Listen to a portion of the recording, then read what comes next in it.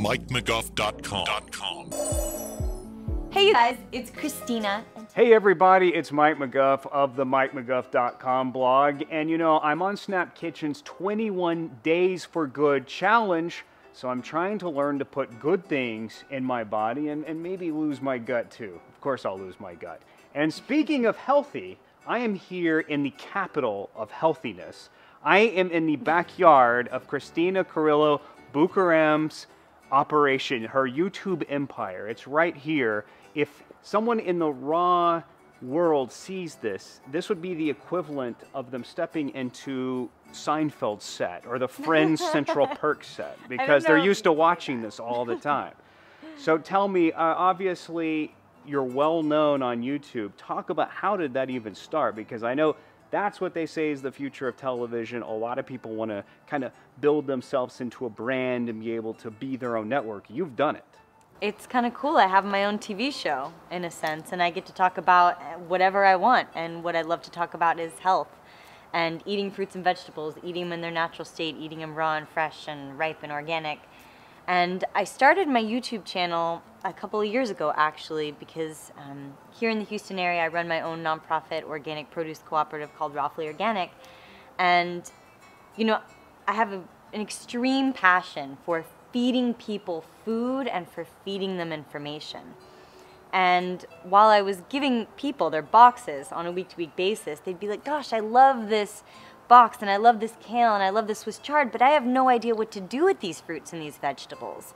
And so I was like, well, I guess I need to start giving people recipes. So I started posting some things online and I started printing out recipe cards and putting it into all of their boxes. People loved them. They went crazy over them. But what ended up happening is some people would miss a week of co-op and they'd come back the next week and they'd be like, oh, do you have last week's recipe because I missed it? Or, oh, I've only been here once a month, but I would love to have the other recipe cards. So I'm sitting there going to myself like, what could I possibly do so that people who are missing off weeks can still get these recipes? So I basically started my YouTube channel. So I was basically making meals out of the box. I'd be like, all right, I've got 5 ingredients, I got 2 minutes. Here's what we can do out of our boxes, and then that way anybody who asked me what recipes they needed from their box, I'd just be like, hey, check the YouTube channel this week, and then come the next week. And it was kind of cool because before I knew it, I had women in Japan emailing me being like, I love your recipes, and I was like, but you're in Japan! But then I realized that it applied everywhere. That my recipes, you could make them in Japan, or in Texas, or in California, or in New York, or wherever, and it's blown up since then. Now, for my media friends out there who are used to having a lot of viewers on television, tell them how much, you know, one of your videos, how many views it might get. I have videos with millions of views on them, actually, which is kind of funny. But in one night, the average video view is anywhere from 40 to 100,000 views in one evening. Which is about the audience of local news in some stations. That's who would be watching their 10 p.m. news at one time. I mean, that's incredible. What do you feel? You obviously turn out a lot of products. You're doing a lot of videos. How many do you do a week? I do just 1 video a week, and at the most 2. And is that, do you think that's helped? Is the frequency what helped get those numbers up? People expect to see you. People expect to see me every Wednesday, basically. And I don't promise that, but I've become so consistent with it that people even text message me and they're like, I can't wait for today's video. And I'm like, awesome. Sometimes I'll throw in a surprise video, and if I do, it's usually a Sunday, or if I do any other type of special video, I let people know in advance, like, hey, there's a video coming on this day, because then they can look for it. But for the most part, I'm very consistent with it, and I find that it's a mix of just being consistent and having truly on-point content. Content is king. And obviously social media plays a big part in getting that message out there and letting them know the videos are there. Well, YouTube is social media. So absolutely, you hit the share button and then that's it, you just let it spread. What was the biggest roadblock to starting this? Because I mean, usually people on TV start off maybe in like a small television market and work their way up. You just started from the beginning doing this. I mean, did you have any background in performance? Or? Oh my gosh. I used to be in theater when I was in high school and I used to sing, but that's way different than this. And You know, when I first started, I remember feeling super uncomfortable on camera. Like, it's weird looking at yourself and listening to your voice and all of these things.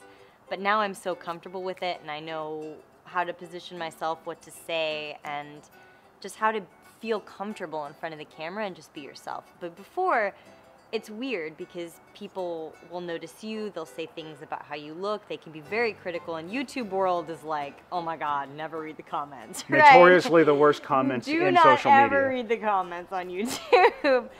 But at the end of the day, as long as you know that your message is solid and that you're being the best person and you're spreading a positive message, you're not really doing anything wrong. And you can only just, I think it's really made me stronger, that's for sure. Well, I think people notice the passion. Passion is what plays a part in this. If you didn't care about this, you probably wouldn't do as good of a job and have the massive audience you do. I mean, you are really this person and you're authentic. That's Yes. obviously going to play a part, right? People say that I'm extreme all the time, but my extreme is my normal.